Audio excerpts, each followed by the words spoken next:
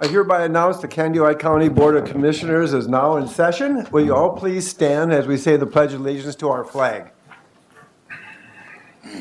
I pledge allegiance to the flag of the United States of America and to the republic for which it stands, one nation, under God, indivisible, with liberty and justice for all. Okay. Bills and minutes. Okay, thank you for reminding me. All right. Good morning, everyone, and I'd like to say welcome to people here in the audience, as well as those people who may be live streaming this and watching it later on YouTube. And I think we're all up on speed, as we mentioned at the last committee meeting, that we are using a new agenda system, and it looks like to be a fantastic thing once we get it all figured out. But we're getting very close to it. And this information is going to be online. Commissioner Nissen. Just a question. We had the minutes on the Health and Human Services agenda, but they're not on this agenda. Is that an oversight? Or we got them mailed to us. Yes, we did. That's a good question. Is it supposed to be on here is my question. They should be in time. They will be all in one. Well, I'm just asking. No, that's a good I question. understand it's. I went hunting for them too, so Okay. I had to go back. I would imagine that instead of sending them out like we do, they'll put them on into the system all in one grouping. This is our first time doing this, and so we got a lot of bugs we're trying to figure out. And Well, I'm not critical at all. I just was, because I did get them. Yeah. And by the way, I would move that we approve the minutes. Thank you. A motion by Commissioner Nissen to approve the minutes. We'll jump over the bills and come back to them. Do I have a second on the minutes? I'll second A that. second by Commissioner Anderson. Any questions or comments on the minutes? If not, I'll call for the vote. All in favor, say aye. Aye. Opposed, same sign. Pass unanimously. And also, we have the ditch minutes as well. And we got those in the mail as well, in a separate email. May I have a motion to approve that? Ditch 52, Mr. Chair? Yes. Yes.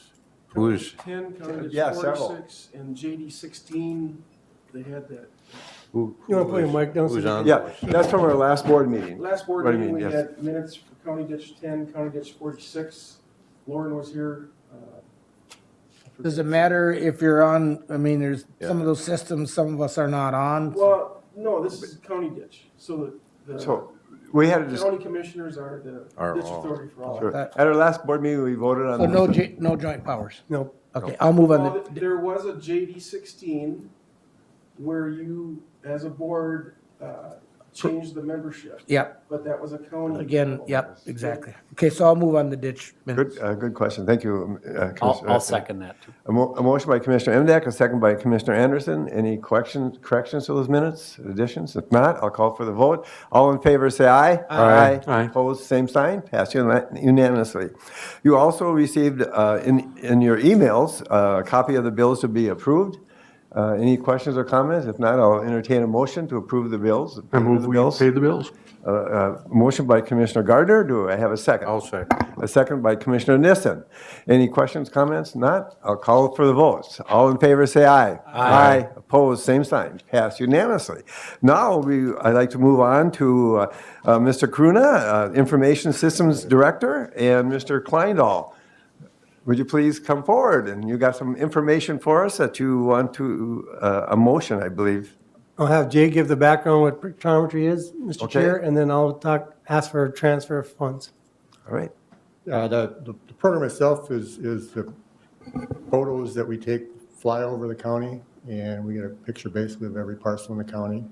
We started doing this in 2006, I believe, and the last contract we had was for 6 years. They fly every other year, and we're asking to do that again going forward for the next 6 years, every other year flying.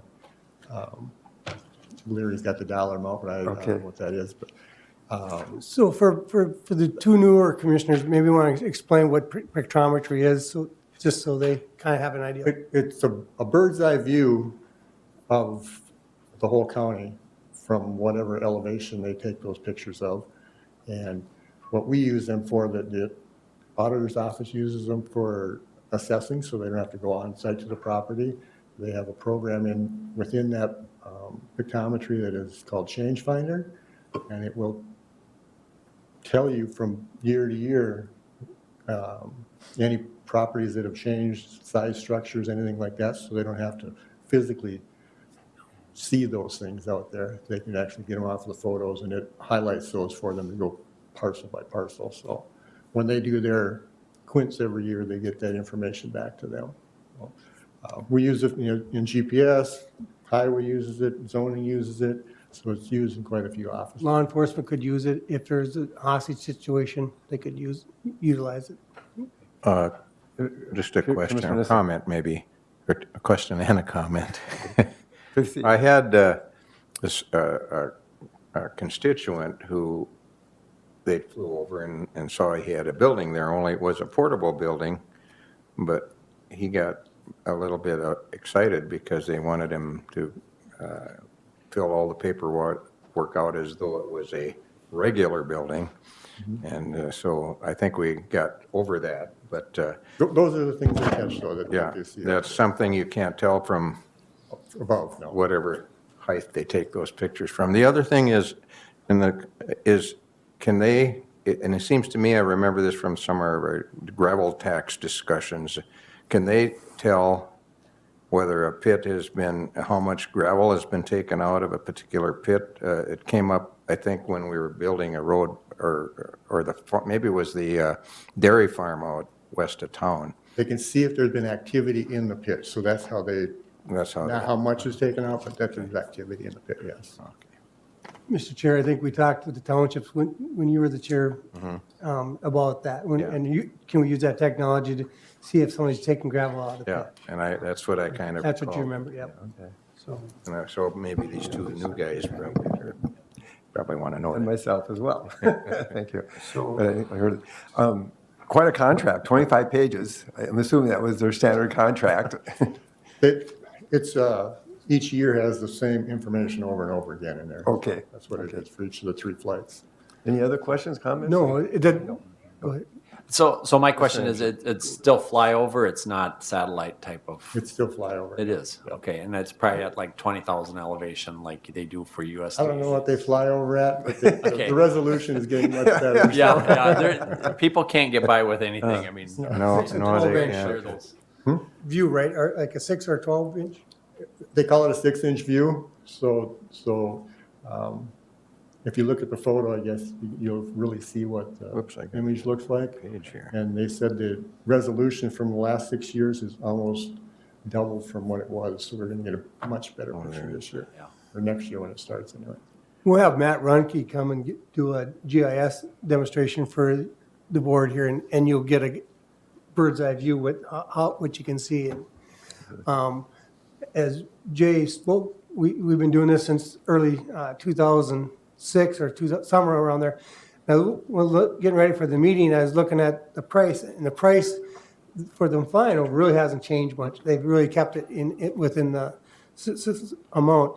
What I would like to have from the board is permission to transfer from the recorded compliance fund into the general fund to pay for this, $121,751.81. That's for the first year, if you wanna have them do the whole, Right. You want to do the, all 6 years. all 6 years, would be that for each year? Same for each year, okay. I'm sorry, yes. Yep, okay. Questions, comments from the Oh, that was commissioners? my question, how That much was the cost? Yeah, Yeah. each year, yep. Each year. Okay. Any further questions? If not, I'd entertain a motion to approve. I'll make that A motion. motion by Commissioner Anderson. Do I have a second? I'll second. A second by Commissioner Gardner. Okay, I'll call for the vote. All in favor, say aye. Aye. Opposed, same sign. Passed unanimously. Thank you, Mr. Cruna. Very nice job, and your job has changed greatly over the years, hasn't it? Jay, do we have a signature page on this one? Yeah, I noticed there wasn't one online. So that's why I was wondering if you just needed a motion to. Yeah, That you signed it. there's room for signatures on page 2 of it. Okay, I don't know. Or page 5 in the packet. here we go. Did you find it? Yep, Oh, okay. yep, we got it. That's, okay. Here Get we it go. out. All right. Next agenda item. Where am I at on the agenda here? Okay. We're going to call on Gary Gear. And you have a resolution number 2021-35 concerning waste management tax fees. Yes, thank you, Mr. Chairman. Again, Gary Gear, Canada County Environmental Services Director. It is the solid waste management tax market price resolution, and annually we have to, because our tipping fee is lowered or lower than the nearest other facility available, then the state wants us to establish this market price. So that is what this resolution is doing, and ultimately then we basically the state is wanting to make sure they get their tax. And so we're taking that money in, but then handing it right back out. So the fee isn't, there's not any change or any revenue to us or expense to us. It's just an in and an out. But by state statute, we're required to establish this market price. And the facility that we work with is, or that I work with to establish that is Spruce Ridge over by Glencoe. It's a waste management facility. That would be the next nearest facility that we could go to. And then you calculate in the mileage, and that's how we came up with establishing this price of $50.33, which did remain the same as last year. Yes. So I would be requesting approval for this resolution 2021-35. Mr. Chair, I will make that motion. A motion by Commissioner Nissen to approve the waste management tax fee at $50.33 per ton. Do I have a second? I'll second that. A second by Commissioner Anderson. No further questions. I'll call for the vote. All in favor say aye. Aye. Opposed, same sign. Passed unanimously. Okay, well, thank you, Mr. Gear. Thank you, Mr. Chairman. Yeah. Would you like to sign? I got one here. Yep, yep, all taken care of. And, Yeah, you want to give Karen a copy of that? okay, moving on to the next agenda item. Actually, we're moving along quite well here so far. We've got quite a long agenda, but I would like to call and our Public Works Director, Mr. Odens, and you have a couple guests here with you as well, Lindsay Brewer from Minnesota Department of Transportation. Yes, Mr. Chair, members of the board, every year, MnDOT likes to come here and present their 10-year plan, just like we do on our road and bridge. And what we do is we work behind the scenes to mesh the two, and it just seems good if they can come firsthand. So they've been doing in-person meetings. I think this is the first one in 2 years. Yeah, you weren't here last year. You weren't here? So yeah, Lindsay Brewer and Megan DeShepper. So we've got a PowerPoint loaded that they're going to be working from. Awesome, thank you. Ms. Brewer, Good morning. welcome. Good morning, all. It is good to see you in person, albeit we're back to masks now. So if you have any trouble hearing me or understanding something I say, let me know. I'll slow down or try to enunciate more. Okay. But I am Lindsay Brewer. I'm the District 8 Planning Director. Megan DeShepper is our principal planner at District 8, and we'll walk through the presentation. Should I pull it up? Okay. Please do. And then we did hand out just a map of all the projects, but this presentation is going to give a little bit of background information, kind of let you know how we got to the part of picking projects. And actually, Raleigh is on our ATP board, but I think there'll be even some new information for you here. So, Okay. not to bore you, Raleigh.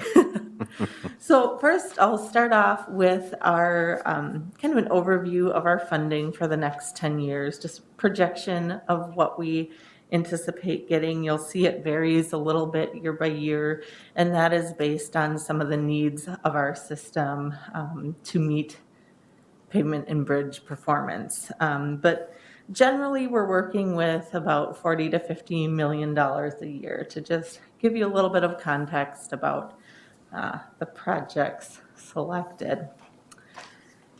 We also, as a state, set a 20-year investment direction through our Minnesota statewide highway improvement or investment program.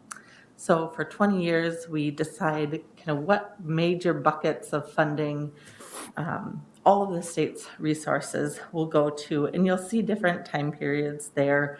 And that's just because the projects in those nearer years, we don't want to change too much as we update this plan every 5 years, because then we'd be redoing all that work and probably not delivering a whole lot of projects. So we keep some of that the same each time we update. But you'll see, like for pavements over the years here in this plan that we're working within now, we are directing more dollars to pavement, and then in the next line, fewer dollars to bridges. And part of that was some of the historical Chapter 152 bonds that MnDOT got after the I-35W collapse. So there was extra money for bridge, but we are in the process of beginning to update this plan. Like I said, we do it every 5 years.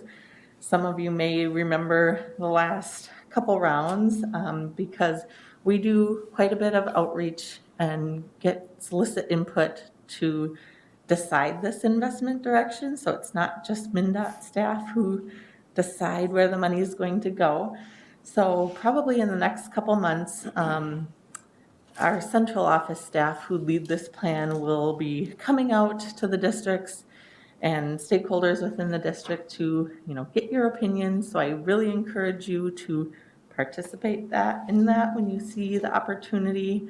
The ATP will be involved in that, and Mel and all the other county engineers as well. But we'll keep you posted as that time comes. Like I said, it's probably a couple months out yet, but it's important because this investment direction directly impacts the projects that we get to pick and program. And then I thought I'd give you a little snapshot of how we're doing right now and kind of where we're projected to be, even with our programmed projects. And this is a current snapshot of our pavements in District 8. The data is from 2020, so the van probably drove it in 2019, so it lags a little bit. Like you'll see the Highway 23 project south of Granite Falls is yellow here, but we did that project, so now it'll be green. But so just keep that in mind, that if there's a yellow spot where we did a project, that would change. But overall, you're seeing more green than red and yellow, so that is a really good thing. And this measures the ride quality index, so it measures the surface smoothness of the road. The van drives every mile of pavement and takes that measure every year. But if we look at a different measure, we start to get maybe a more complete picture of what's going on with our roads. This is remaining service life. And so this measures really how much life is left in that pavement. So from kind of the bottom up, not just the surface. And this is looking a little bit worse, right? You see more yellow, more red. Again, the data lags a little. So if there's a project, it's not 100% accurate because of that lagging in the data. But this then gets to our pavement performance measures and projections of our performance now. So that's the real, true to date measure at the end of our 4-year program of projects, and then at the end of our 10-year planning horizon. Do we have a question? Yes, Mr. Odens. Lindsay, would you mind, with the ride quality being good, Yes. and then the next graph shows the service life being bad, is that because of like the maintenance repair that you did to make the ride quality adequate, but the underlying is in poor condition? Or could you maybe just touch on that just a little bit? A little bit of that. And so if we do a thin surface treatment, like a thin mill and overlay, it'll keep that ride quality index good. But, your overall health of your pavement down to the base maybe is not so great. And you could probably get away with doing some thin treatments and keeping that surface good for a while, but, eventually you're gonna need to do reconstruction or reclaim or something bigger. And so that's why I like to show the remaining service life in addition to the ride quality index. The measure that we are evaluated against based on from the feds is that ride quality index, the surface rating. So there's a little bit of an incentive to make sure that's better than your remaining service life. Because if we don't meet, as a state, if we don't meet that measure, then the feds direct where our spending goes to get that ride quality up. And you'll see, so District 8 is not going to meet that ride quality by the end of our 10-year planning horizon. However, the state as a whole will. We actually are going to have the worst looking pavements at the end of our 10-year planning horizon in the state. So you'll see right now, and these, again, this is the ride quality index measure because that's what we're judged against. But the remaining service life kind of tells the story of this end of the 10-year situation.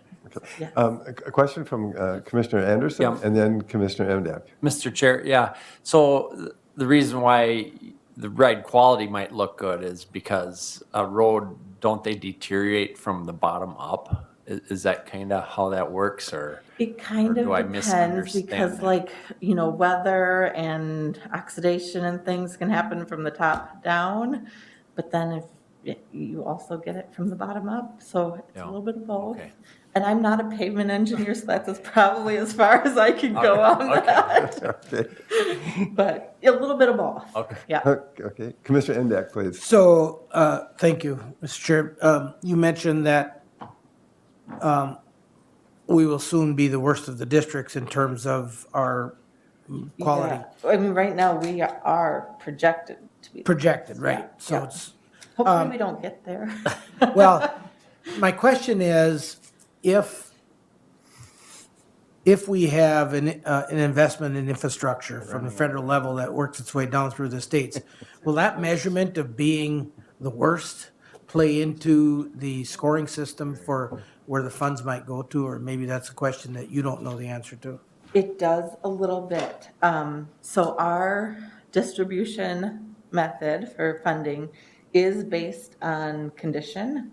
It's also based on traffic volumes and truck traffic volumes, but condition is a big part of it. So as we see our pavements projected to be in bad condition, we do expect to see more money. So the chart that I showed, the first slide of the money, that also does change year to year. It's pretty minimal usually, but we do expect to see a little bit more money.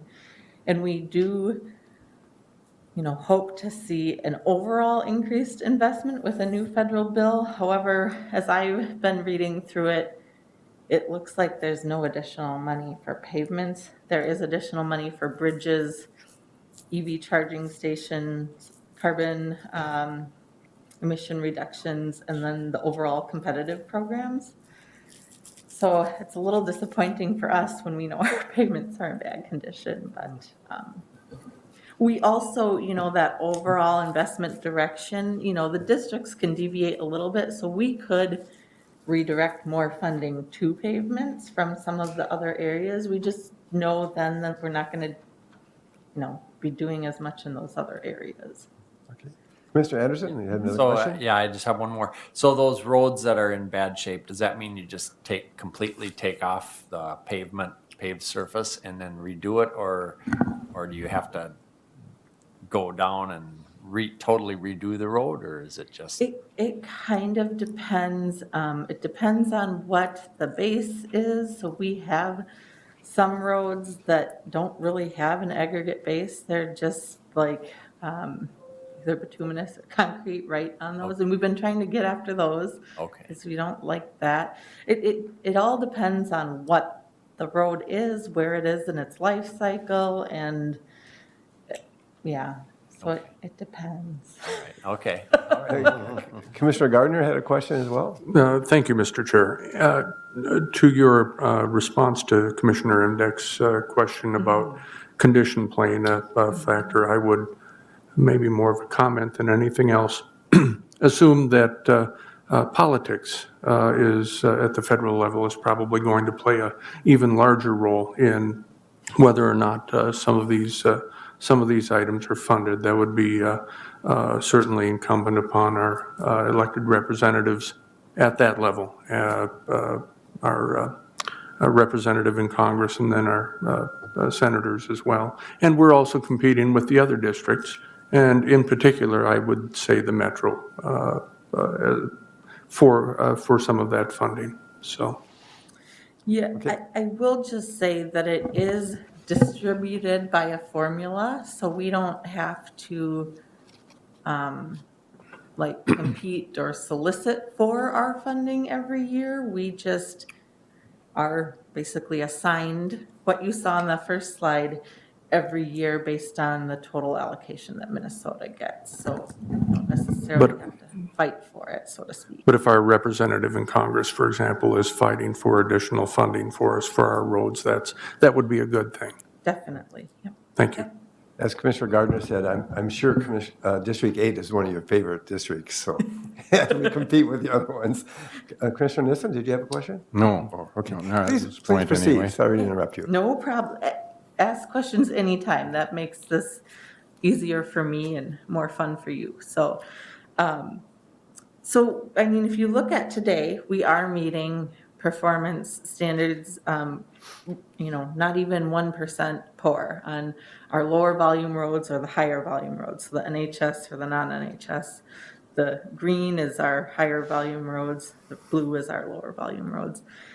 And we still get some calls about poor roads, right, with not even 1% poor. And then by the end of the 4-year program, it jumps up a little bit, but we're still meeting our performance targets. For the green bar, that number is 4%. For the blue bar, it's 10%. So well within our targets there. But by the end of the 10 years, we are far exceeding it. And like I said, projected to be the worst in the state. We could see some additional money because every year we meet all the districts meet together.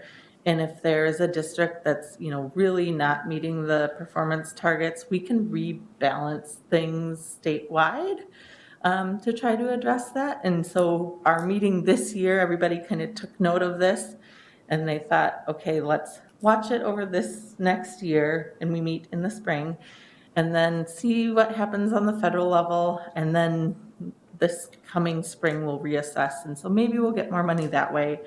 The other thing is that we are going to be, we put this plan together and then we get this information, so we'll be looking at these projects and potentially redoing this to better meet performance here too. Question. Commissioner Anderson. Please. Sorry, Mr. Chairman, I have another question.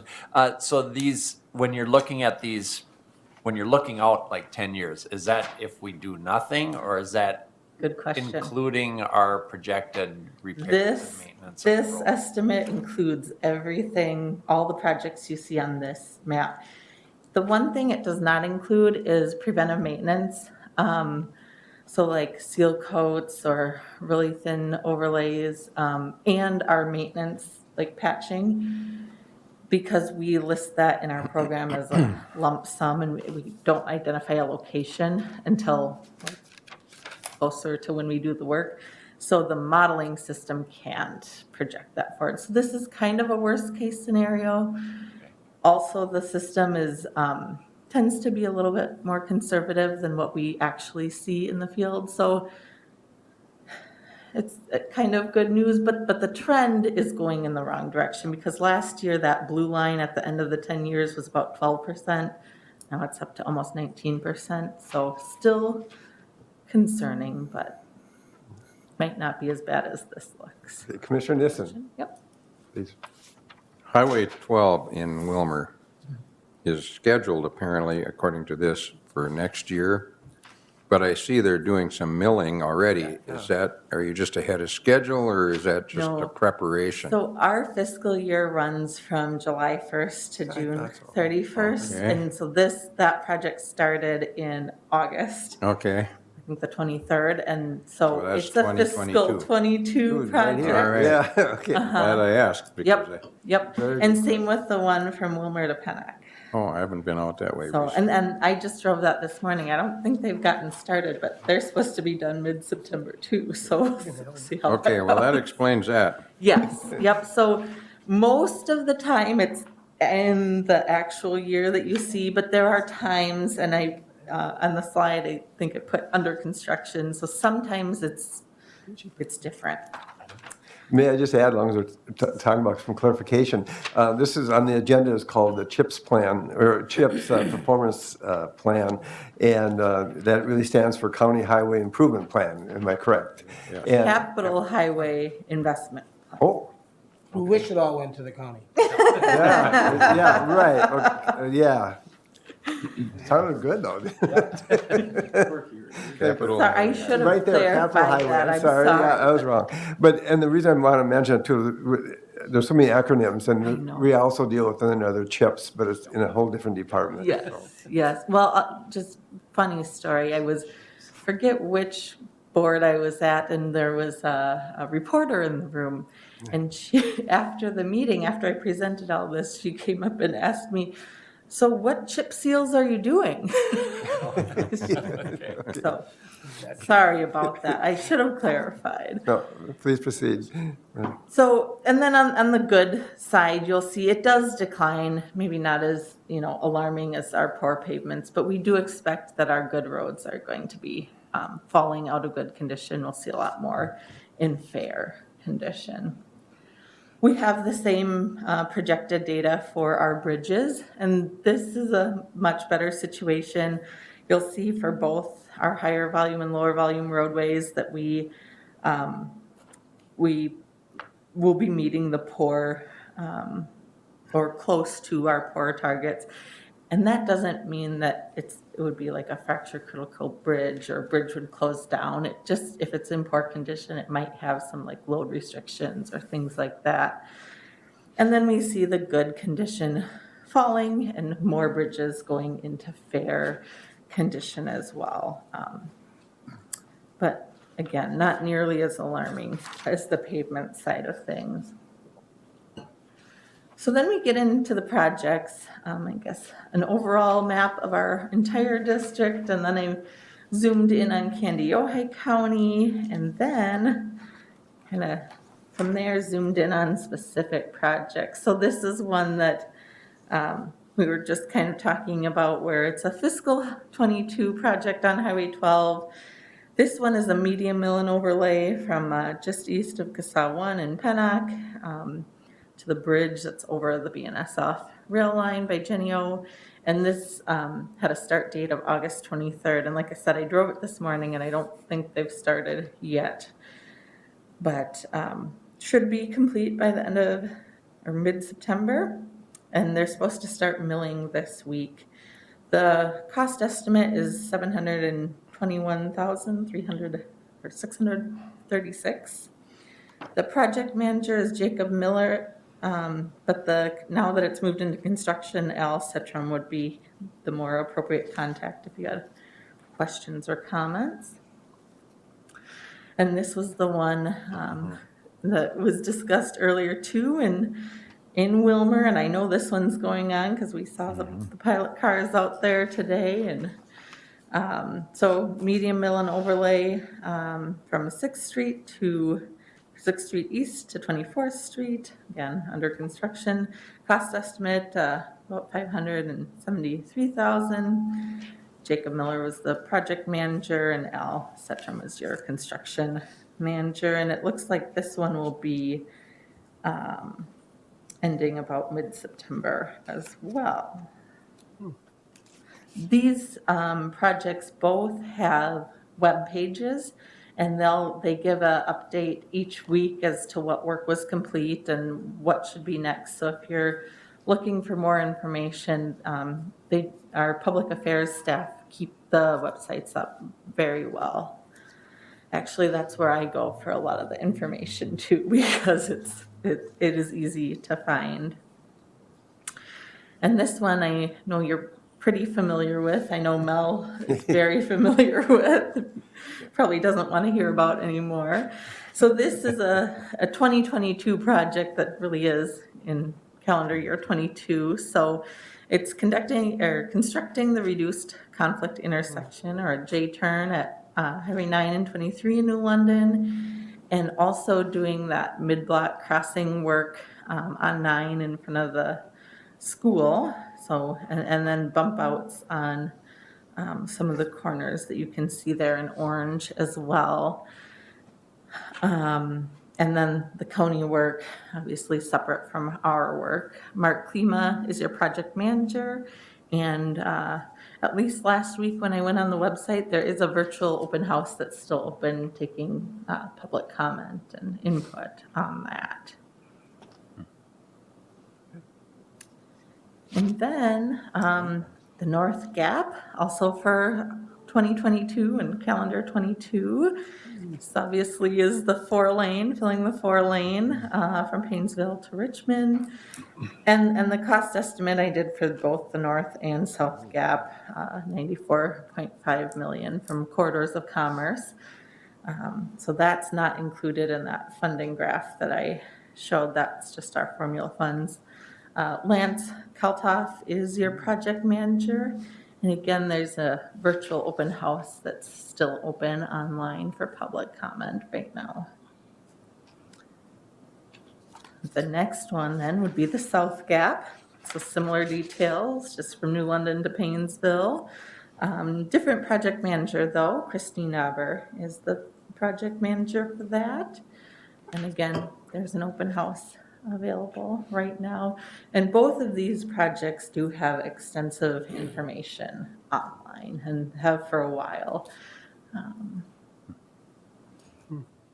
The next one is in 2023. This is the ramps on 23 to CASA 5. And this shows kind of the sketch of maybe the total work that was planned to happen, but this project is just the blue ramps. So keep that in mind. It's just, this was the best picture I could find in our files. So I decided to include it. So the yellow, green, and red work would be separate. The cost for just those 3 ramps then is $1.3 million, and Paul Rasmussen is your project manager.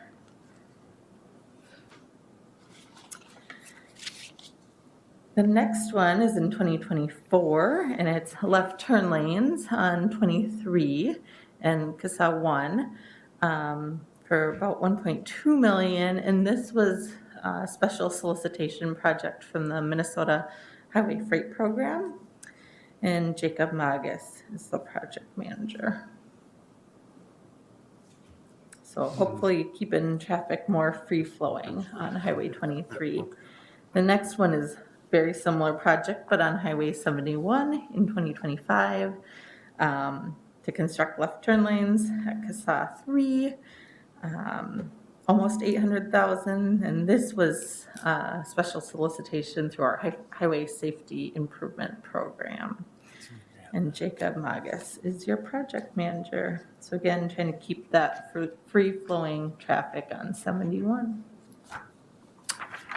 Your last project is planned for 2027 on Highway 12 through downtown Willmar.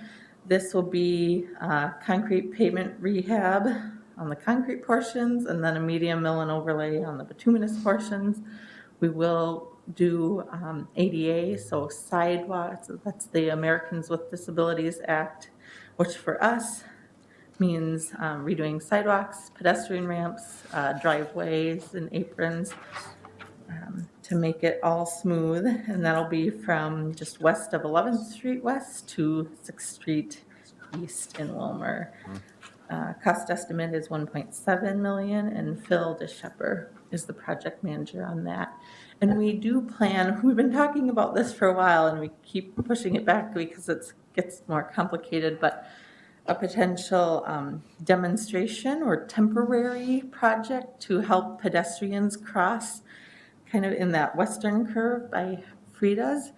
And so we've gathered staff and we're planning on what we're gonna do kind of over this next winter and gather some input from the public too. This will be our probably most expensive or most extensive as far as the work put into it, demonstration or temporary project. And that's usually like painted crosswalks with temporary signage, or we've done bump outs to get you kind of in the pedestrian into the driving lane a little bit more for better visibility.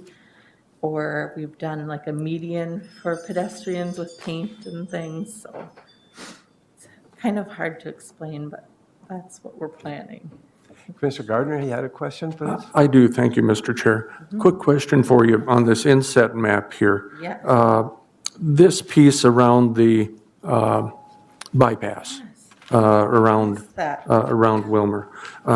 It looks like that's maybe just a little further out in 2028. Is that going to be completing the 4-lane there as well?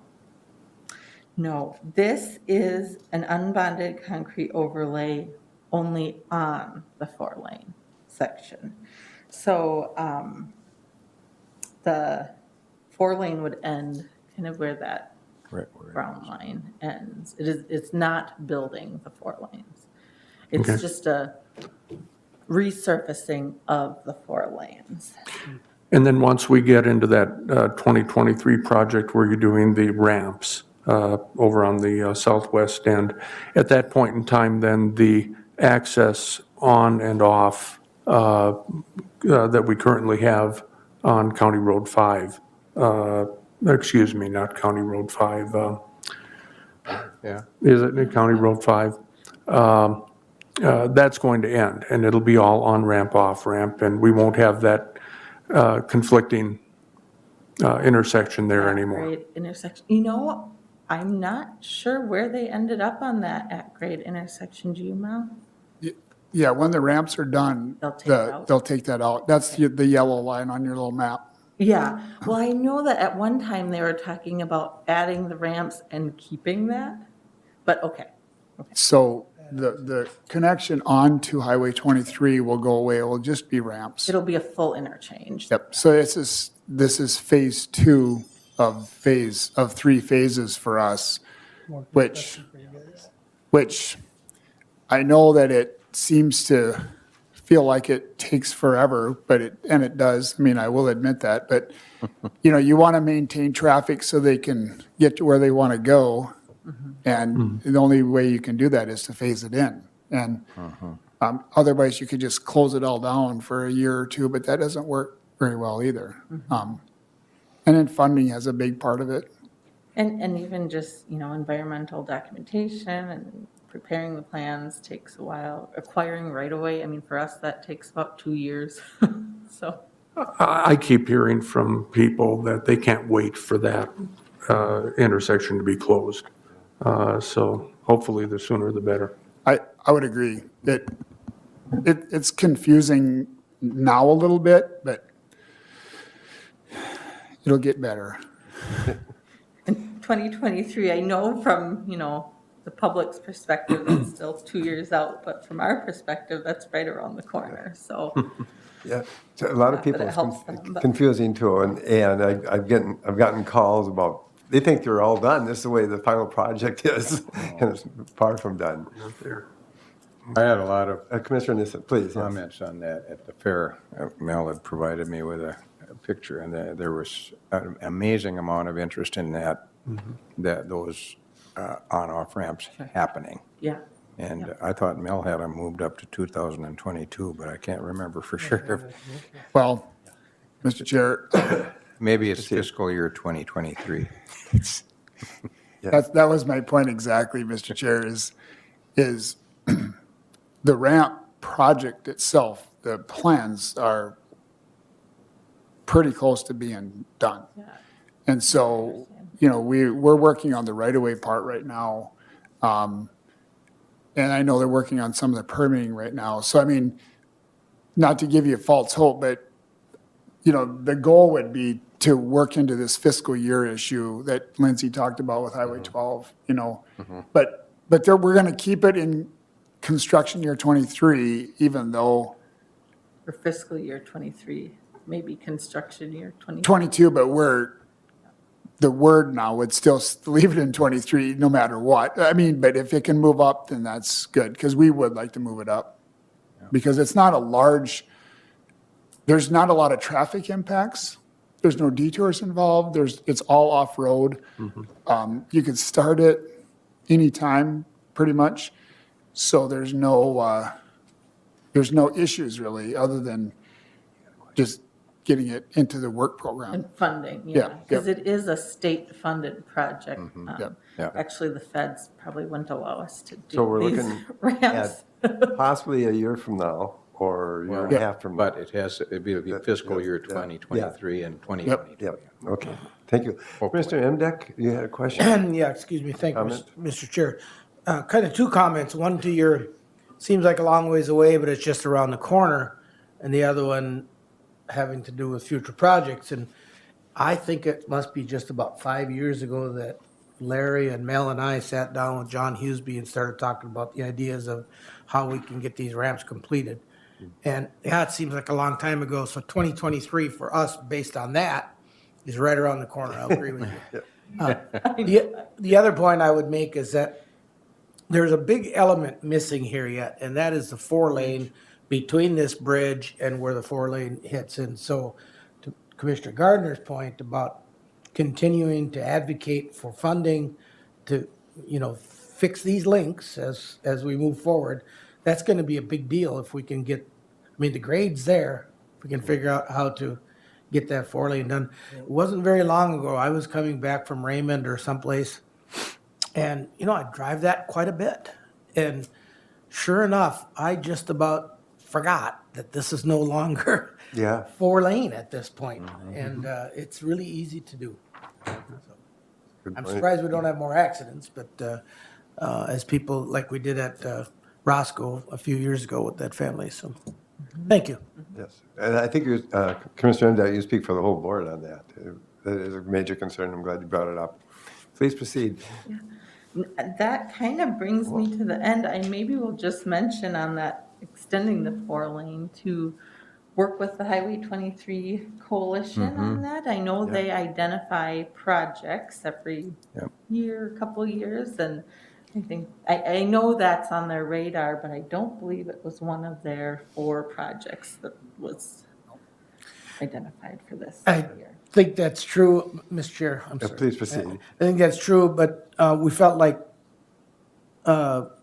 we've accomplished quite a bit in this section of 23, and we want to make sure we're fair to everybody along the coalition. I think the next Agreed. priority is maybe on the north end right now. Sure, yep. I'm good. Everybody else, any other questions? Excellent conversation, and we really do like to look at 5-year and 10-year down the road on projects, and we've been very well educated and conditioned by the administrators and Mr. Oden to look at those things. Good. Great conversation, great questions. Do you normally get this many questions? It depends. Some boards are pretty quiet and others, the first one we did of this round was in Pipestone and we were there for almost an hour. Oh. Commissioner Johnson wasn't at that meeting, was he? Yeah, so it just depends on how interested board members are in road things, or they might be more interested in human service stuff, It's so helpful for us to help us look at the big picture in this whole thing, and that's a major responsibility for us. So I really appreciate it. And Well, thank you. And thank you, Ms. Brower, for coming out here and doing this. And if you do have things that come up, tomorrow, a week from now, a month from now, whatever, our contact information is on the back of the presentation and my information is on your map. I will be out in about 4 weeks for maternity leave. I'm kind of hoping it's more like 3 weeks, but, so then Megan can answer any questions that you have as well. And feel free to, email, call us anytime or go through Mel. He can get a hold of us. He knows how to do that, so. Thank you very much. Well, thank you for coming in your time. At this point, I'd like to take a 5-minute recess, if you will, and we reconvene in 5 minutes. Man, I'm old. Stand up, feel it.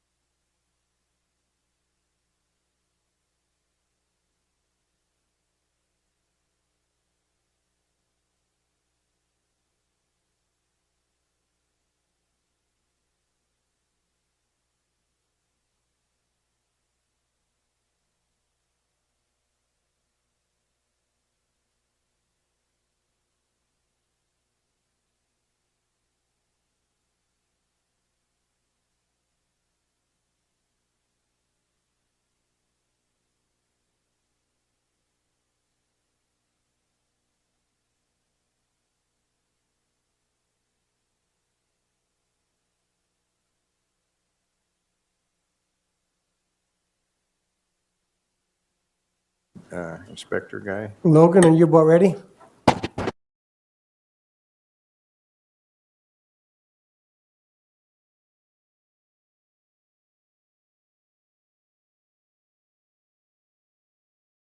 Commissioners back in session. At this time, on the next agenda item, I'd like to call on Corey Smith, the Director of Glacier Lakes.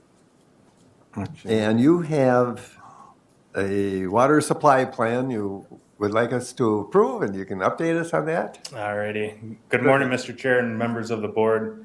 Morning, Corey. A little background on the water supply plan. It is updated every 10 years, and it is a requirement of the Minnesota DNR. The DNR requires it. Public water suppliers serving more than 1,000 people to have a water supply plan. The goal of the water supply plan is to help water suppliers implement long-term water sustainability and conservation measures and develop critical emergency preparedness measures.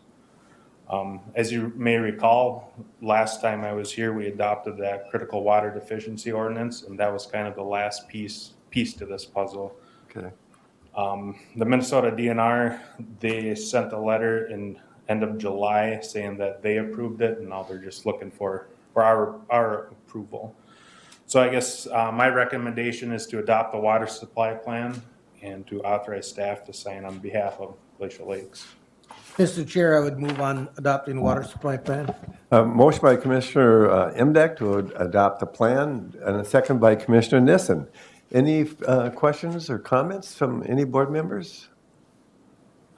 If not, I'll call for the vote. All in favor, say aye. Aye. Opposed, same sign. Passed unanimously. Thank you. Thank you very much for bringing that forward. Next on the agenda, I'd like to call on EDC, Economic Development Center Director, Mr. Backman. Good morning, Mr. Backman. Good morning, Mr. Chair, members of the County Commission. The EDC has provided you in your packet the 22 proposed budget for the organization. Overall, I am again presenting a balanced budget for the coming year. Out of 197 budget line items, and believe me, I go through every single line item, 71 have gone up, 64 have been increased, 64 have remained the same. The county levy request has been increased from $534,000 in 2021 to $556,000 in 2022. The increase of $22,000 represents a 4.1% increase. The levy request it represents approximately an 85% of our total projected revenues. Total revenues for 2022 are $656,975. This is a 55% decrease from the current year's revenue of $1,448,080. I should hasten to add that the $749,000 of that is related to the Minnesota Pandemic Relief Grant, or MPR program. Total expenditures for 2022 are $652,657 and are also notably down from the 2021 expenditure total, but again, this is related to MPR.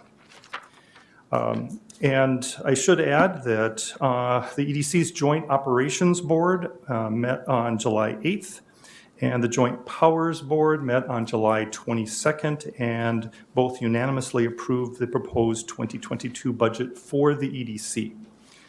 And I would be happy to stand for any questions that you might have on the budget or this past year. Okay. Any questions from the commissioners? Several of us are very well informed about this budget, and you have had a very busy year, and it looks like next year is going to be even busier.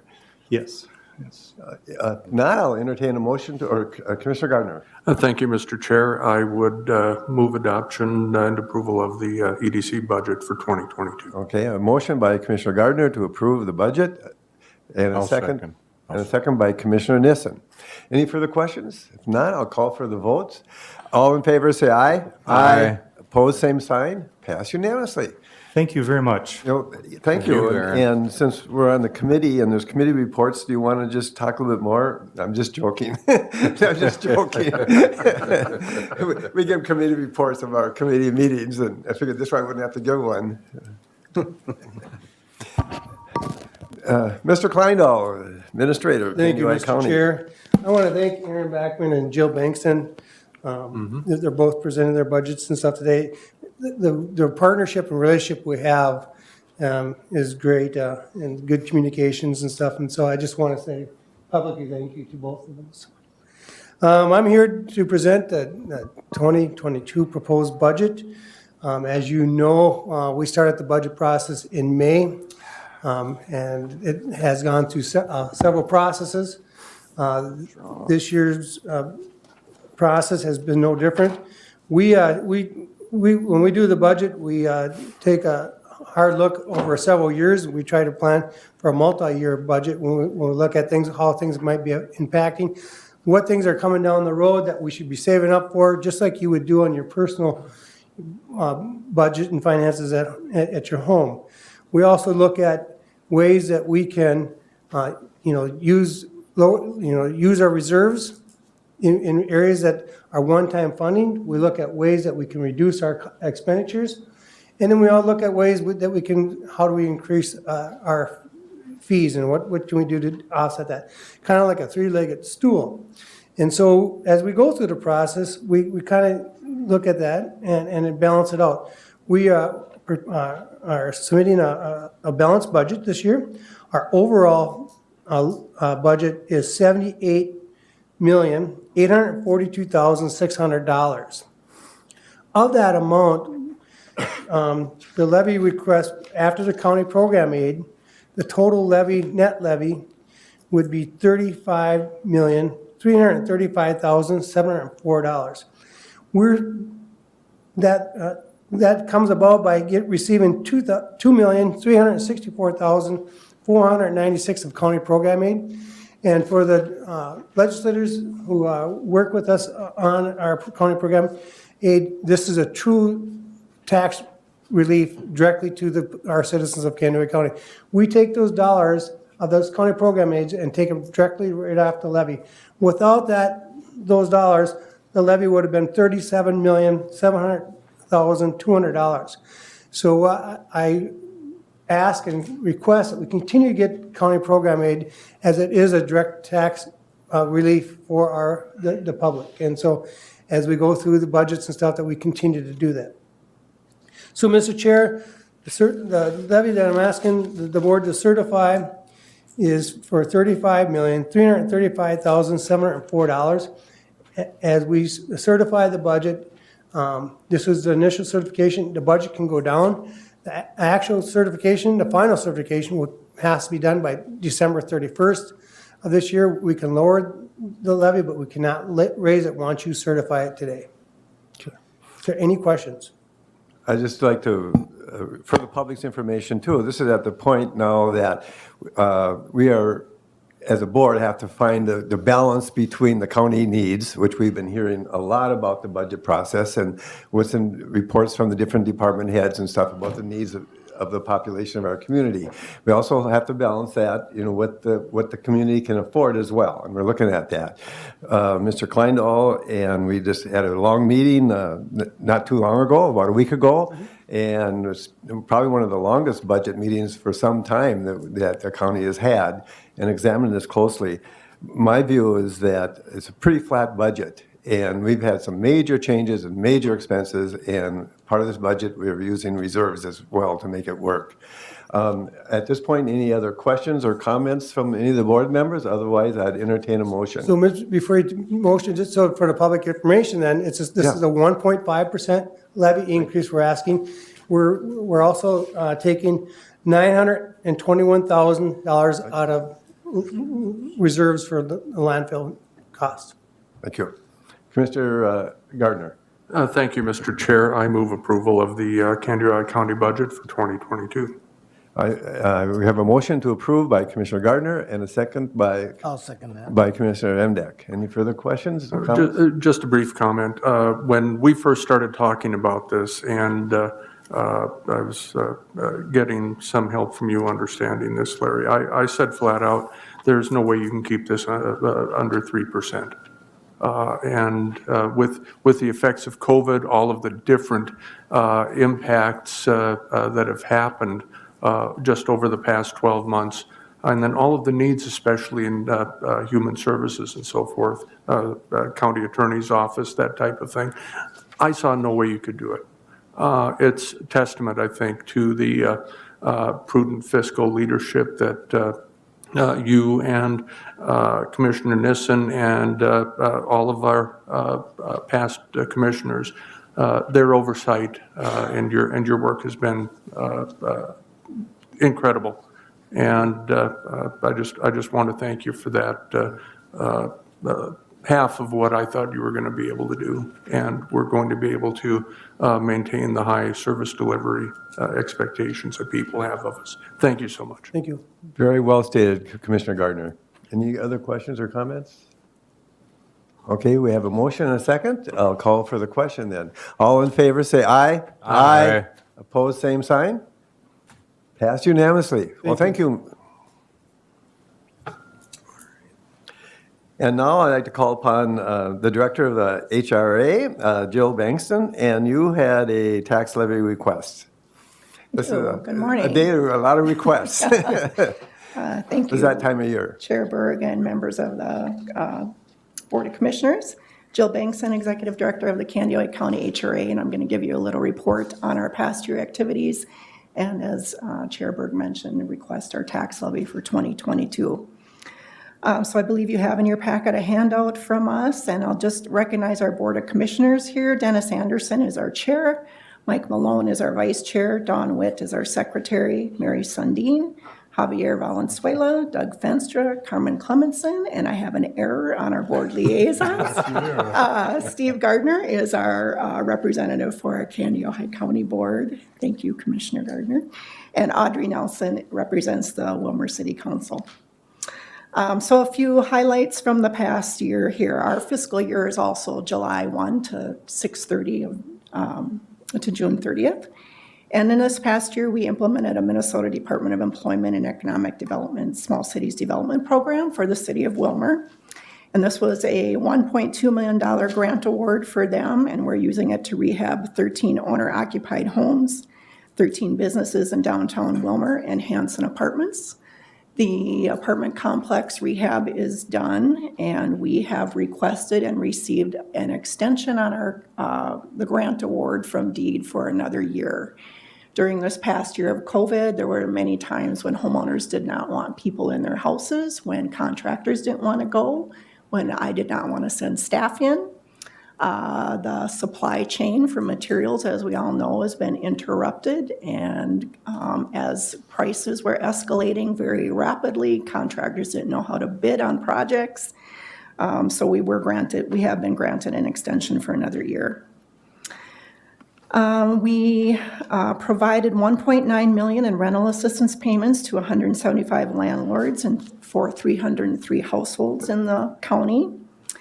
In this, from June last year to December, we were selected as one of the administrators for Minnesota Housing's COVID-19 Housing Assistance Program, and we provided 124 households in the county with $155,751 that helped them with rent assistance, mortgage payments, contract for deed payments, utility assistance, and manufactured home park lot rent payments. We also then submitted an application to DEED for the city of Atwater, and they have been awarded $740,360, of which $276,000 will be used to rehab 12 owner-occupied homes, and $416,000 will be used to rehab the Atwater Community Center. We were also selected in this past year by HUD as designation as a moving to work agency. So in the HRA world, this is sort of a big deal for us. There are over 3,000 public housing authorities in the nation, and we are now one of 80 with this designation. And what it means is we're going to be allowed more flexibility in implementing rules for the Section 8 program and the Public Housing Assistance Program. We will not have to follow the letter of the law, and we can do changes that are more reflective of local needs with HUD's blessing. And what it is it'll allow us to focus more onto families that have the ability to work or improve work and work with them more. Our 2022 plan projects, we will continue the implementation of the 28 Small Cities Development Program. And that's going to replace the 2018 program will be the homeowner and business rehab project. Our 2019 Small Cities program will replace all the windows at Lakeview and also make streetscape improvements in downtown Wilmer. That was a project we were also hoping to have done this year, but windows are hard to get during the COVID season, so we have not moved forward with that project. We will begin implementing the 2021 Atwater Project, and we are planning a new townhome development project in some of the smaller communities in the county. We are implementing changes to our public housing and voucher programs with our moving to work designation. And we also are looking at forming a local housing trust fund to have another tool for rehab of single family homes for both renters and homeowners. These next pages get into the properties that the HRA owns, and I won't go through that in great detail, but you can see the HRA owns 204 units. On page 3 at the bottom, we get into some of the managed rental properties that we do for third parties, and those are on pages 3, 4, 5. Page 6 talks about tenant-based rental assistance. We provide 498 households with rental assistance through the federal rental assistance program, and then we administer a number of state rental assistance programs. Page 7 just repeats some of the information I've talked about the Small Cities program. Page 8, we also manage a rural development intermediary relending program, a security deposit loan program, down payment assistance loan program, and we apply for set-aside mortgage funds from Minnesota Housing each year that local banks use to create mortgage loans for first-time home buyers. On page 9, we get into our tax levy request. This year we are requesting $633,450. This is a 3% increase from last year. And for tax years 2017 to 2021, our HRA request stayed the same at $615,000. Our request represents 9% of our fiscal year budget. In this next year, we will be using over $1 million in reserves for our window replacement project at the Lakeview High Rise. With that, I would be happy to answer any questions you might have. Commissioners, any questions, comments? Commissioner Edc. Thank you, Mr. Chair, and thanks for the report. And I've probably asked this question before, but you mentioned the small city grant program that Atwater received. I'm sure there's several small cities in our county and region that would benefit from block grants like that. A lot of these small towns don't really have the resources to be able to pay attention to that. How is that best accomplished for, say, Regal or Pennock or any other small town to even be aware of them if they don't have the staff? And do you have like a navigator at HRA to sort of be watching for those things on the radar and making small communities aware? We do. Our capacity for our agency is probably to do one new grant every couple years. So it takes us a while to make the rounds to the smaller communities. But yes, like Regal, that has not been a community that we have worked with in the past. But yes, we do try to make the rounds and try to approach city administrators and say, hey, we think this, we hear this is something you got going on in your community. This might be a good fit with small cities. So that's how typically we approach but also sometimes people approach us as well. If I may follow up with a question. Please. Sure. And then we have a couple of unincorporated villages, if you will. Howick and is Survey unincorporated? Survey is unincorporated. Yeah. How would those communities? Unincorporated, that would probably fall under a county proposal, like the county board could apply for the grant. And then it would be targeted into those unincorporated areas. Good question. Yeah, good question. Thank you. Yeah. Do you have a follow-up question? No. Okay, Commissioner Gardner? Thank you, Mr. Chair. Jill, thanks for the report and for everything you do. I want to go back briefly to this last bullet point that you had for projects in 2022, the formation of a local housing trust fund. Can you expand on that just a little bit? Sure. It looks like that's for rehab of single-family homes, both for rentals and for homeowners. Yep. How, what do you envision there? Sure. So Minnesota has had for a number of years on state statute the ability for either a county or a city to create a local housing trust fund that must be created with some local dollars. And in this past legislative session, money was appropriated that will flow through Minnesota Housing and will be used as matching grants. So we're trying to get ahead of this and to create a local housing trust fund so that when that request for proposals is announced by Minnesota Housing, we will have something on ordinance that we are able to apply for those dollars through Minnesota Housing to get a match. So we have a Vision 2040 Housing Subcommittee group, and we did talk about that a little bit. And that group decided to focus at this time on working with the city of Wilmer, since that is the community with the largest housing stock and a lot of renter-occupied single-family homes. And so that's what we're focusing in, is to see if we can come up with that concept of what will that look like, and then approach the city of Wilmer.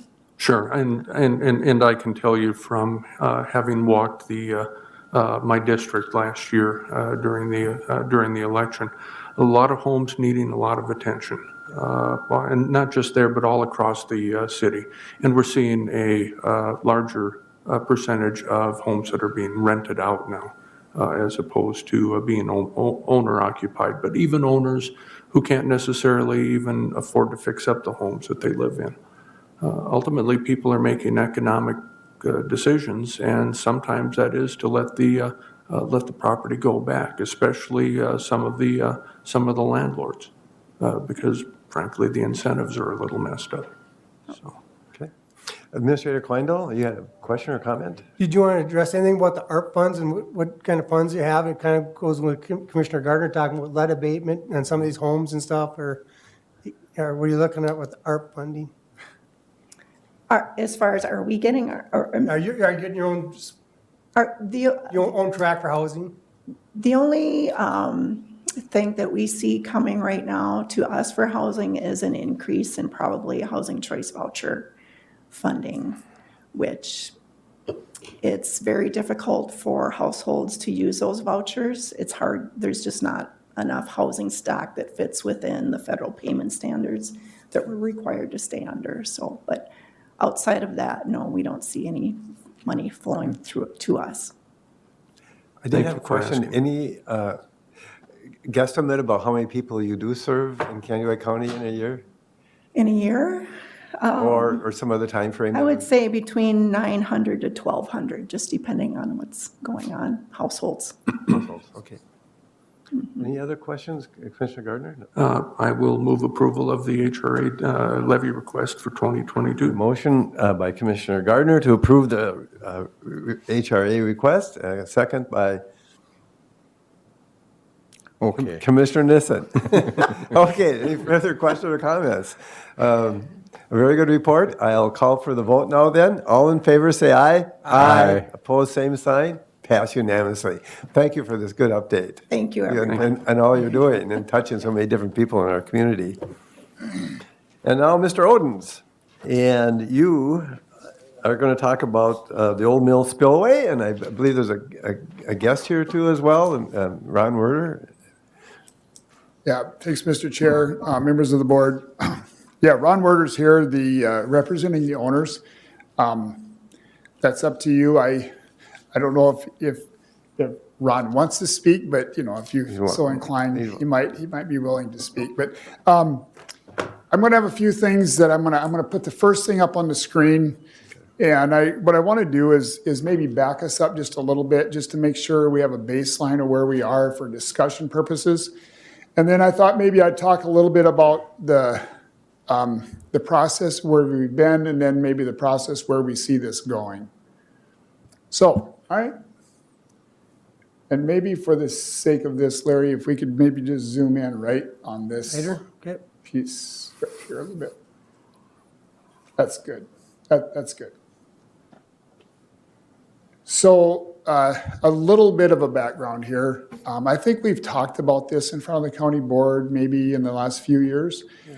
But what the concern is here is that our County Road 30, which is North Shore Drive, is right here. And I'm going to just see if you can squint just a little bit, but you'll see some dashed lines right here. This is the old road right there. Well, in 1964, we moved the road from there to there. But when we did that, we built this box culvert and we tied it to the old box culvert that's there. Okay? And I'm going to show you pictures here in a minute. But what we didn't do is we didn't do anything with the raceway. So the point of discussion today is the raceway. Okay? I'm going to flip to a picture now. Larry, you just leave it right where it is. Okay, you just tell me what you need to do. So, have we been concerned about the raceway? No. I think we have, but it's not our ownership. So, what happened is when the road was moved, the raceway either was vacated to the underlying fee owner, or it was just never owned by anybody. We don't know for sure. So we have low water right now, not a lot of water running through the raceway. The spillway, raceway, a lot of interchangeable words, but it's the final piece of where the Middle Fork connects Ness Lake to Green Lake. So it's actually a river. This is the west wall of the raceway. As you can see, it's very bad condition. It is basically removed all the mortar of the rock that was there. Here's a picture of the east wall looking southeast. You can see where there's a little bit of displacement. It's actually tipped in a little bit. You can see that right here. And then I thought I'd just show you, because I walked in it here a while back, because there's no water. So I crawled in it. You can see what we did here is where we took the 1964 box and we tied it to that old original box. But maybe the more important thing on this picture is when we started looking at this, this is all in really good condition. You can, this system is in good condition. And then we looked at the west wall, which also, ironically, is in better condition than the east wall. So that's the story on the condition of it. So how did we get to where we are? Well, we don't own this thing. And so there's a letter sent. We inspect everything here with our normal bridge inspection. But in 2016, the owner of this property got a letter from the Dam Safety Unit, which is the DNR, and this is a liability and it needs repaired. And, this is a large endeavor. And so it never really went anywhere. Well, time goes on, and now the owners wish to sell the property. And it's a liability, because it's a liability linked to the property. So we thought, so we had a few meetings with the watershed district over the last 2-3 years. We've had a few meetings with the owners. We've had a few meetings with the DNR. I think they've been at all the meetings. And where it was left a few years ago was that if the DNR would submit for bonding, we would consider as a county to, the message that we had was that we don't want to put out a lot of money into this project because it's a situation, it's a liability, let's just face it, but it's an integral link to our bridge system. So we were willing to support the DNR. They submitted for bonding, but bonding won't become available for, who knows, next year, maybe even 2 years. We've been trying for bonding for 3 cycles now for a bridge. We don't get it. So it kind of stalled out, and then the owner's representative said, what do we need to do to get this thing to take the first step?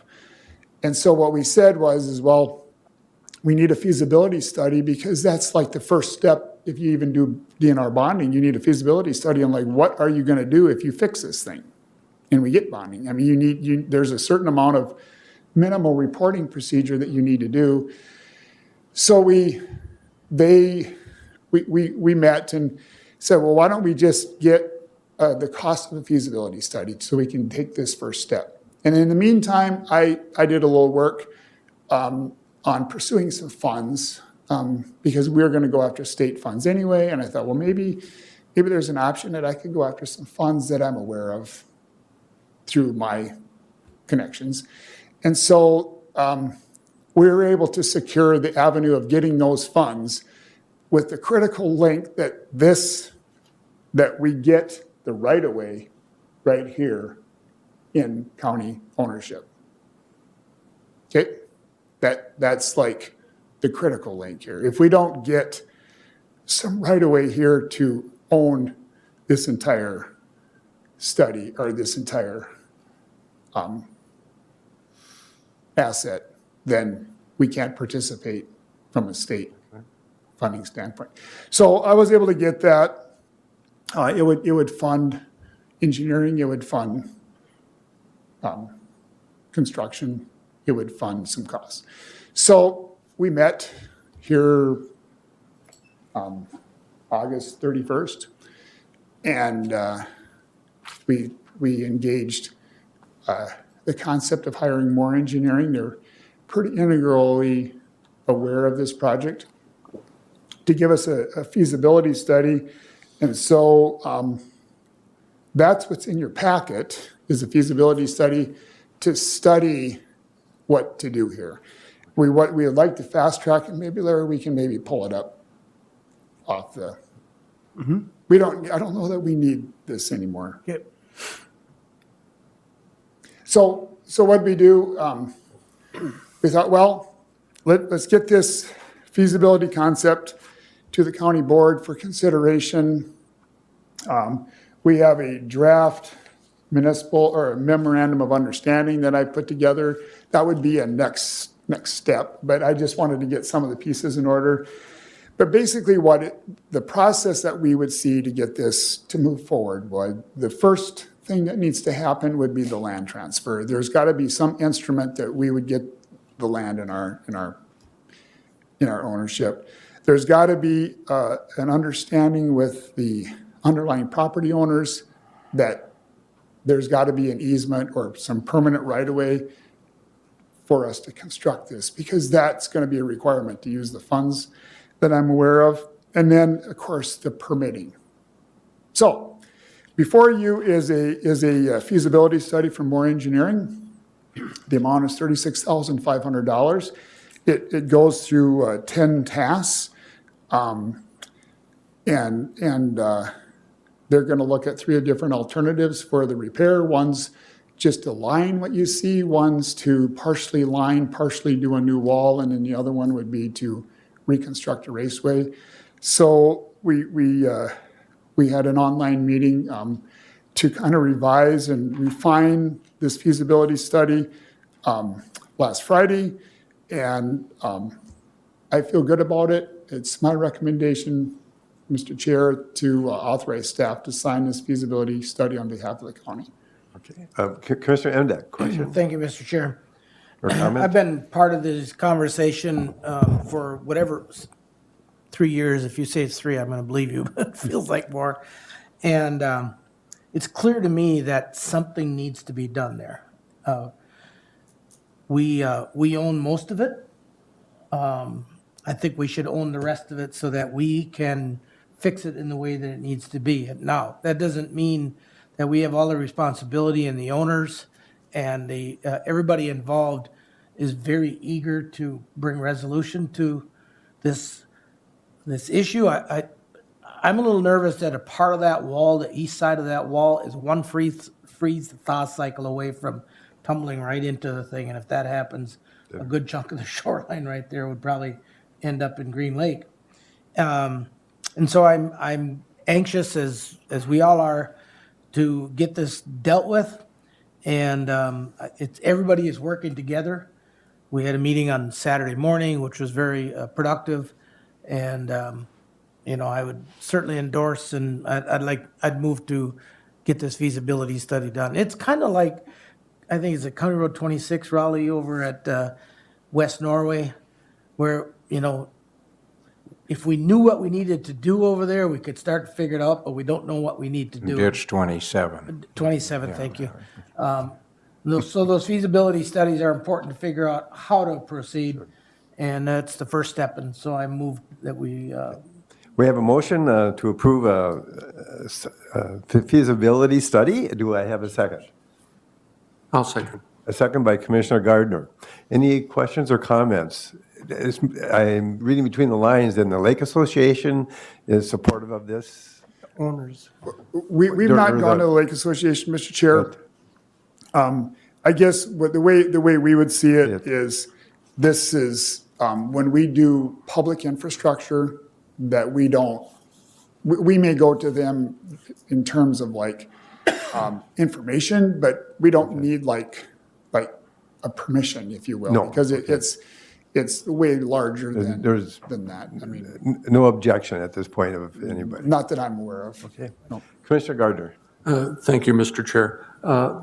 Mel, worst case scenario, what types of downstream effects, particularly impacting Green Lake, would there be if we did nothing and something, as Roger mentioned, catastrophic happens? So what the concern is that if we do have failure of the channel or the spillway, that it would start eroding very quickly, primarily the east side for sure, because that would be the most direct impact for collateral damage, if you will, because there's a home really close to there. But then even worse, it might even, it would slowly eat its way back, because it is a river. There's a lot of energy there in a river.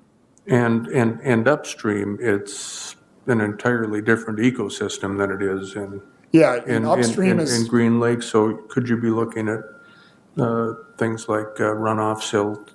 The upstream weir is in good condition yet, but one of the prerequisites that the administrator and I and Roger's been in these, and the owner, but I'm just saying from our side, is that the desires of all the parties, including the DNR, when they were, they would still be a party to all of these solutions. They want to do a long-term fix similar to the New London Dam, if you will, fixed crest weir, because right now we go out there and manipulate it with the stop logs, which is done with the DNR. Obviously, we don't manipulate it in terms of go out there on a Saturday morning or nothing, but we go out there, they'll call us, say you need to put in a log, or you need to pull, add a log, put in one, and so we go out there and, we literally pull a log and check our flow meters, and but we would like to get that to a fixed crest weir so that there is no phone calls. Okay. We have a motion. I have one more comment. Part of the reason why we're really anxious to keep moving forward with this is I don't know if this is historic low water levels at this point, but if it isn't, it's close. And so that makes doing this work probably before spring runoff so much easier to do. Right now, the only water coming through that dam is what's leaking through the logs. Nothing going over the top. And so it's going to be a lot easier to fix now than it would be if the water levels, I've seen that water roar through there, and it's going to be a lot more difficult. Thank you. We have a motion and a second, and we've had discussion. I'm going to call for the vote. All in favor, say aye. Aye. Opposed, same sign. Passed unanimously. Thank you very much, Mr. Odens, for presenting this, and thank you for attending our meeting. Yes. At this point, I would like to call on Administrator Kleindahl and Health and Human Services Director, Ms. Lippert, and for some COVID business plan updates. I think we'll have Jenny go first and give a COVID update, and then I'll give you a business plan. Good morning. Good morning again. Yes. Good to see all of you again. I have just some current numbers and information regarding COVID-19 and what's going on locally in our county.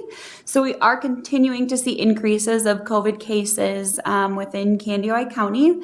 As of Friday, so September 3rd would be the most recent data that we have. The Minnesota Department of Health does not track cases over the weekend, and with Monday being a holiday, we haven't gotten our data for the last couple days yet. So as of Friday, Candioi County has had a total of 7,228 COVID cases. We currently have 150 active cases in our county, and we have seen 88 deaths. So to give you a comparison of a week, right? So as of Friday, August 27th, to Friday, September 3rd, looking at a week's worth of data, our county saw 127 new cases, and we had 1 new death in a week's time. So we are seeing the increase across the board. Our top priority is still vaccinating those who are unvaccinated. Right now, there is a 3rd dose that is available for those that meet the criteria and are immunocompromised. We are not doing that right now at Public Health. We are asking individuals, if they meet that criteria, that they contact their physician and get it at their primary health physician. The FDA has approved Pfizer, so that vaccine has been fully FDA approved. The Pfizer vaccine is available for those 16 years and older. Still nothing on the Johnson & Johnson or Moderna. We at Public Health are still giving COVID vaccinations every week here at the Health and Human Services building downstairs in Public Health. We have had low numbers of turnouts. The highest that we had was back on the 18th of August. We had 7 individuals come in, but we're seeing, relatively low numbers every week. The clinic is still offering vaccinations. Pharmacies are still offering the vaccinations. Testing has really increased, hence why we're probably seeing more COVID cases. With school starting, family gatherings wrapping up, we just had a long Labor Day weekend with some things. I would anticipate the next couple weeks will be kind of telling for where things will go in our county, and any additional recommendations that we would have for folks. Vaccination data, I do have that. For our total population, we have had 47% complete their first vaccination, and 44% have completed the entire series. So while that seems low, it is compared to our neighbors in more of the metro area. But when we look at the data from our surrounding counties, everyone's pretty much in that upper 40s, low 50% of overall population being vaccinated. Is that age 12 and up then? That would be for, yes, anybody eligible for the vaccine. I do have the breakdown for those vaccinated that are 12 and older. We have 53% that have completed the entire series. For 16 and over, 55%, and then 65 and older, 84%. So again, that more at-risk population definitely are getting vaccinated. It's the younger generations that aren't seeing that high increase of vaccination rates.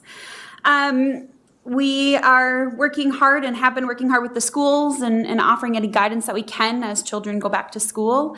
And then we also are working with the college as well to offer vaccinations there. And again, we have our health and medical meetings. We're meeting weekly, kind of seeing where things are at. So that group, just as a reminder, is made up of folks from the Caris Health, us at Local Public Health, Emergency Management, law enforcement, county administration, fire, EMS, that group. So we're meeting on a regular basis. We'll kind of see where things are at, and I anticipate that I will be back regularly for the time being giving updates. So again, just a reminder to the public, get your vaccine if you haven't gotten it. If you're hesitant about it, talk to your physician for the most reliable and accurate information regarding the vaccine.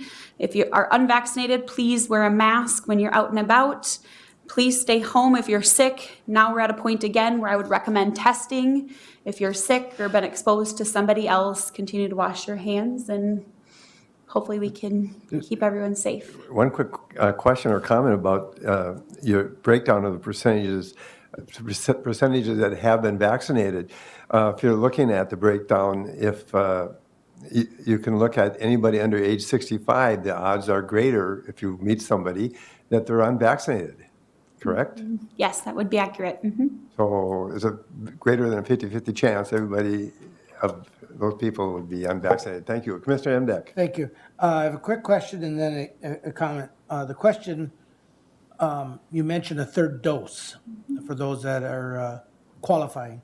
So if you had the first shot from Moderna, and the third dose has only been approved for Pfizer, I believe, correct? Yes. Can you get the Pfizer shot even if it was the Moderna as your first shot? Yes, so they were at first saying that no, you had to stay with the same vaccine. Now they're a little bit more lenient to say you could get interchangeable doses. And my comment is, I was at a retirement party on Sunday afternoon, and one of the nurses from Caris Health New London we were sitting at the same table, and she said their schedule for vaccines is full this week. So she was pretty encouraged by it. Good. It seems to be there's a little more uptake in the vaccine. Yep. Okay, thank you. Any other questions, comments? Okay, Mr. Kleindl. So as you can tell from information that Jenny just presented, we got a new uptick in COVID. We, last week, had to work, we've had staff out with COVID or being quarantined because of exposure. And it's created a real challenge with us if you have 2 or 3 people that end up quarantined because they've been exposed to COVID. And so as a part of our business plan, we're trying to figure out what we need to do going forward. How do we handle that? We also know from our health and medical team, we believe because of all the fall events that are occurring and school starting, that the uptick most likely will increase. And the numbers will go up at least for a while. So I'm starting to have discussions about, limiting the outside groups. If you're not part of a county organization, having meetings in our building again, limiting in that. I'm also questioning whether or not we should restrict out-of-county travel for our employees and commissioners. And, I know we got a lot of conferences coming up, but my concern would be is that if we start going to, include myself, going to statewide events, we come back, we're meeting people from 87 counties or 60 counties, whatever it may be. You're putting a net out there, bringing stuff back, and so I want you to be aware that I'm having those thoughts whether we should start limiting our out-of-county travel, whether or not you're requiring masks for everybody. Right now, that's conversations. I don't know if. I haven't seen a lot of new employees, or haven't heard of a lot of our employees continue getting vaccinations yet. I don't know what those numbers are because we don't know that. I know there's people out there saying we should mandate it, but at that point, I'm not at that point. At this point, I don't know if you are either. But again, these are things that we have to start looking at as a business plan. how do we operate? We are recommending, Jenny and I have had conversations, if our employees are meeting with the public in their, in their homes and stuff, that they should be wearing masks. They need to wear masks in the public. In the buildings, our county buildings, we have the plastic shields up. We're encouraging our employees to wear masks, even behind those shields. If they're not vaccinated, they need to wear a mask. If they're vaccinated, we're recommending they wear a mask.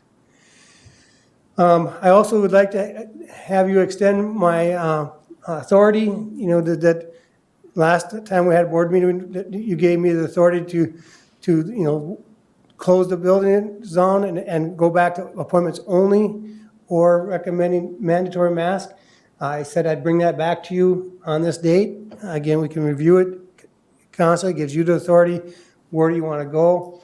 I really want to have a conversation where you guys think we should go with out-of-county travel.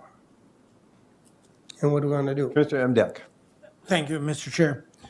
I understand, the exposure we might have with out-of-county travel, but, as private citizens, we could have gone to the state fair last weekend, and so I just wonder how effective that would, the out-of-county travel, because so much of that is, some of it's already scheduled and registered, and it's important stuff. I mean, I was going to get done with cover my report today about reminding you of fall policy and reminding you of the annual conference and the importance that they are to us. So I struggle with that one. I understand the objective, but I just wonder how much we'd be able to accomplish that way, because we can't control anybody's private lives and what they might be doing on their weekends or evenings. Very good point. Any other questions or comments? If none, at this point, I'm feeling strongly that we take our advice and weigh heavily on the advice from our public health department, from our doctors, from Caris Health, and Central Care as well. And we need to look at the medical experts on which way we move on this. And we're in a crisis, and people aren't realizing that. This is very serious, and we don't need to be here. And I'm all for people's individual rights, but that infringe upon other people's rights too. Because if we were all vaccinated, we would not be having this issue of one more death or more people. The loss to the economy because people are out sick. They're impacting that. It's a major issue. Mr. Endek. And I think I forgot, Mr. Clennell, there's a request in here for an extension, right? Yes, to give me authority to manage the county office buildings by appointment only, or if it uptick that we require masks. And/or mask. And/or masks. That's the only request I'm asking at this time. I may have mentioned this last time. In our place of business, we are requiring masks of the employees when we have interfacing with our customers. And we're telling employees that when we're in our workspace, that doesn't include customers, that you don't need to have your mask on if you've been vaccinated. And so that's similar to what you're recommending. And right now, that's what we're. I think it makes sense, and I would move to approve A motion, that. a time frame for that?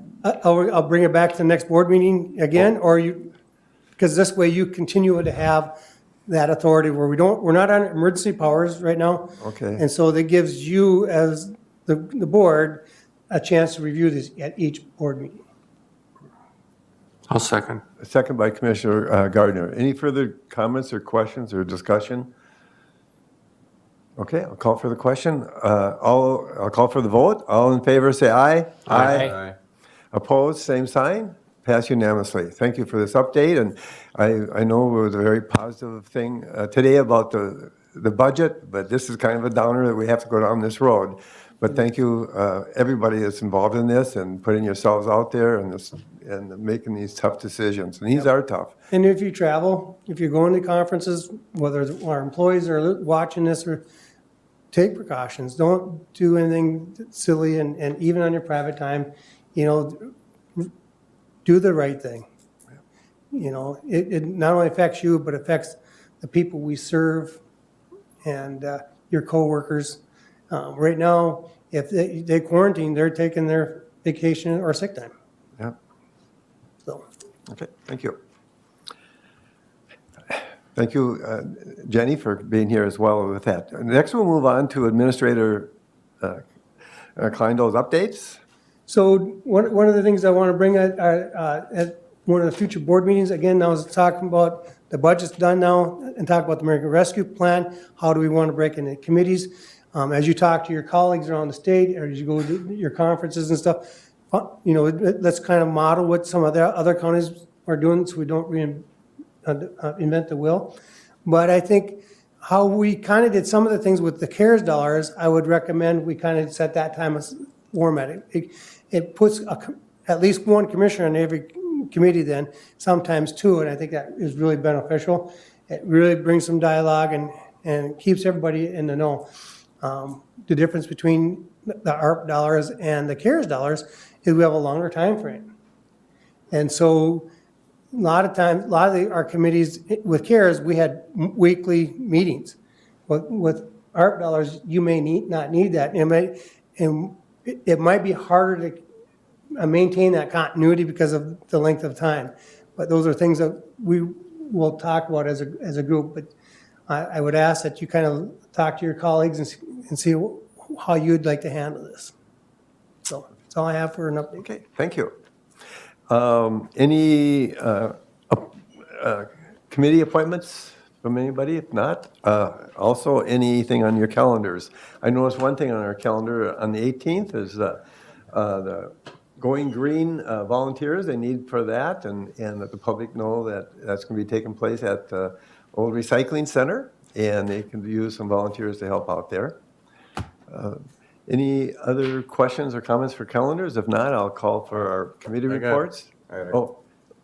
We had this ties in with the meeting I had with the Adult Mental Health LAC Committee, which only 3 or 4 people showed up at, but we talked about suicide prevention, and there will be an Out of Darkness walk on the 25th of September here.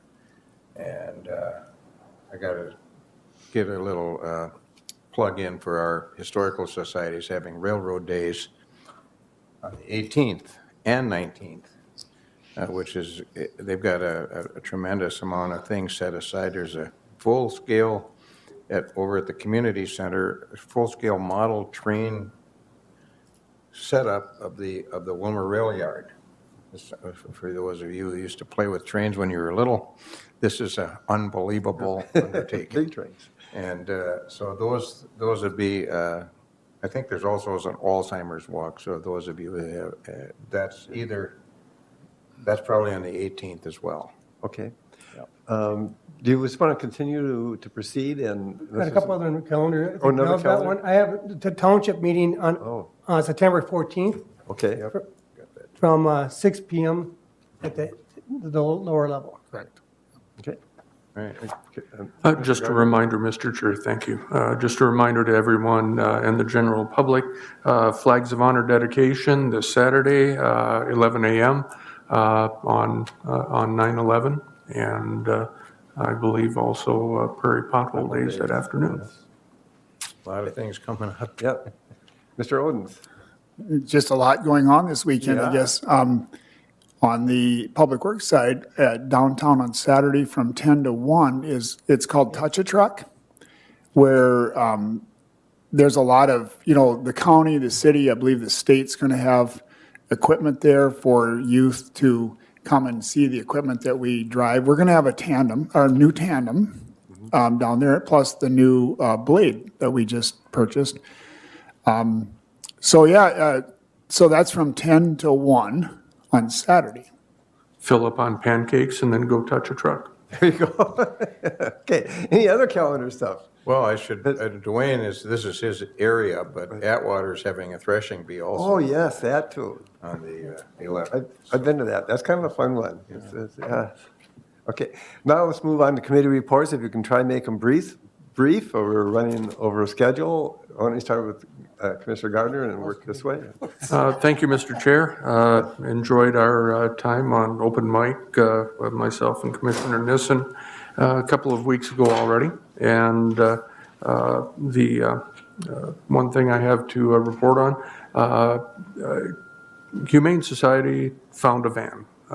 So now they just need to get some help with some funding to help defray the cost of that. That's coming directly out of current year dollars. So I think in future years they'll be setting some replacement money aside. But for now, that's a rather large expenditure, and they'll be asking folks for some help. And that's all I have. Okay, Commissioner Nissen. Okay, well, I'll try to be brief too, but That wasn't the meaning, just for you. Woodland Centers, we just met, they had their annual meeting out at Prairie Woods, but we also met and discussed their POS, which is not point of sale from an old retailer standpoint, it's payment of services. And so those that weren't up to speed on that were made up to speed. Chippewa River Watershed Project has now been awarded the One Watershed, One Plan grant. So we'll be starting that real soon. The CPT board met also. I think they didn't meet in Morris. I think they went to Zoom this last meeting, but they're working on and hired a new intern full-time so that we can devote more time to the tax rewrite, which has been slow in coming.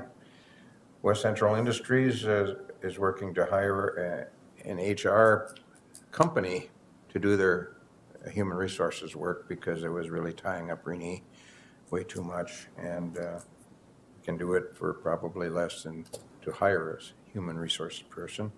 Hawk Creek is in their, they're done with their study on One Watershed, One Plan, and we just adopted a joint powers organization document at our last meeting. Prime West, we had a meeting, and I don't think of anything out of earth-shaking going on there. And I already talked about the suicide prevention walk that we talked about at the LAC. Okay, thank you. Commissioner Anderson? Yep. Since our last board meeting, we had the Economic Development Committee kind of had a planning session where people could go there and talk about, kind of issues and stuff, maybe try to come up with solutions or whatever for different issues. I also had a Pioneer Land Library System Executive Finance meeting on Thursday. It was August 19th. That was pretty much a standard meeting, but it was in person. It was the first in-person meeting for that committee since I've been on the board. Later we had on the 25th, I had a drug-free coalition meeting. That was downstairs at the Health and Human Services building. And that was pretty much standard. Then we also had I had that same day a AIS task force meeting, which is aquatic invasive species. And there we discussed about whether or not if anybody would be going to a seminar down in St. Paul at the University of Minnesota campus. I volunteered to go and I signed up for it. But then since then they switched to, a Zoom type of meeting. And so we'll just be doing it remotely from home, which is fine. I save a lot of time driving down there, but I was kind of looking forward to that because they were going to have a tour of their building where they do all their different types of studies on aquatic invasive species. And then I had on the 26th, I had a UCAP meeting, United Community Action Partnership. That was pretty much a standard type of meeting, nothing new there. And then I had a couple other meetings that were canceled. One was a test meeting, and then the Vision 2040 meeting was canceled yesterday. So that's about it for me. All right, thank you. You've had a lot of meetings. Commissioner Emdek, please. Thank you, Mr. Chair. And I'm just, my standard meetings or scheduled meetings, unless there's something out of the ordinary, I just won't report it. But I attended the Association of Minnesota Counties Strategic Planning meeting on the 18th and 19th of August. And one of the things that I'd like to bring up is number one, fall policy, and maybe, and I'm sure I'm preaching to the choir here, because we all go to fall policy, the annual meeting, all the different ones, but not everybody does. And they're struggling a little bit in two areas. One is to getting engagement from some counties that haven't received the buy-in from the value of AMC. And one of the things that is just so stark in terms of value, if you just look at county program aid, if it wouldn't be for AMC, we probably wouldn't have county program aid. What was it this year, $170-some thousand for Kennewick 74 County? or something like that. So we get a pretty good return on our investment for the dues we pay, which leads me into the issue that they're having right now a little bit is, for some time, AMC staff, the positions at AMC have been looked upon a little bit as stepping stones to other careers. And we have some really, really good staff. I think most of you are maybe the most familiar with your policy person for your committee. But Matt Hilgarth, who you all know is, worth his weight in gold in terms of the work he does at the Capitol. And so one of the things we're looking at is how do we increase revenue to make sure that we can keep these staff members. Yep. And one of the things is an increase in dues. Well, most of us counties would pay the due and not even realize that Larry would catch a penny increase. But some counties don't see the value, and some counties don't have the resources, so a $3,000 increase for them might stop them. So we're trying to figure out how we can increase revenue, even if it's non-dues revenue, to make sure that we keep the staff that we've got there. And then during the calendar thing, I thought that was going to be part of our reports, but Music Under the Stars out at Prairie Woods Environmental Learning Center is this Friday evening. If you've never been there, it's really, really a cool event. There'll be live music. There'll be, I think there's a live and silent auction. There's a nice catered meal that goes along with it. And a lot of good fellowship. So if you're available and there's still tickets available, take a look at joining us there. Okay, thank you, Commissioner Andek. I had an EDC meeting, and I'll just skim over that really quickly. They're looking at hiring a marketing and communication specialist, and they got some good candidates to interview, so they're moving along on that line. We talked about the Elevate program, and there's going to start that up again and encouraging people to be part of that. I had a Prairie Lakes Youth Program meeting, and we're trying to talk about having an open house there soon, and I'll update you all on that as well. And Mid-Minnesota, I think we all talked about that. We were part of that. And then we had our budget meeting and several other meetings. So at this point, there's no other questions or comments. I'm going to call the meeting adjourned of the County Commissioners.